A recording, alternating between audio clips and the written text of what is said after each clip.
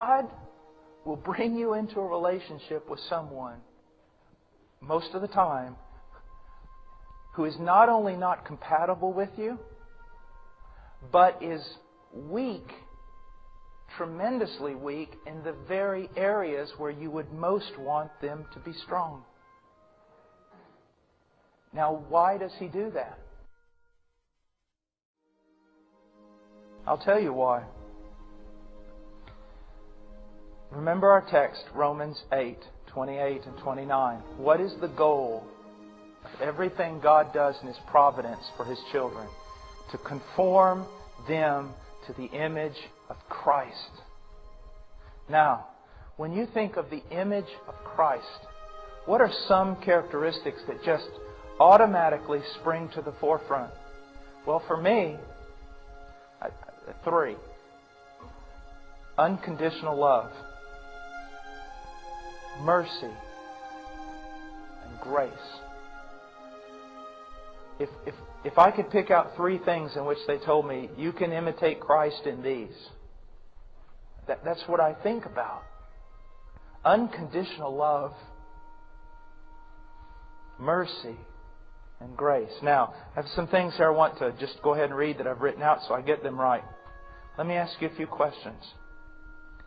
How would you ever learn unconditional love if you were married to someone who met all the conditions? Question.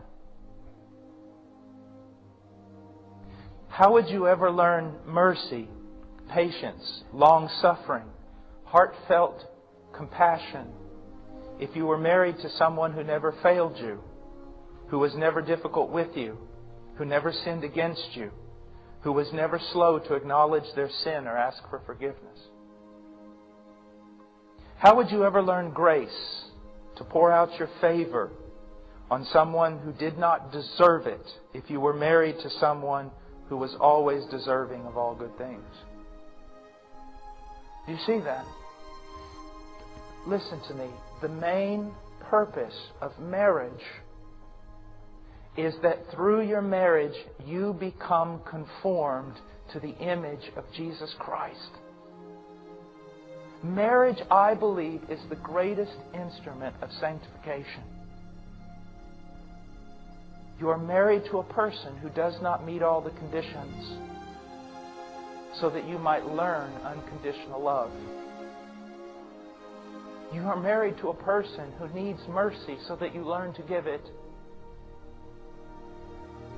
You are married to a person who does not deserve so that you learn to pour lavishly yourself out on a person who does not respond appropriately, and thus you become like the God you worship.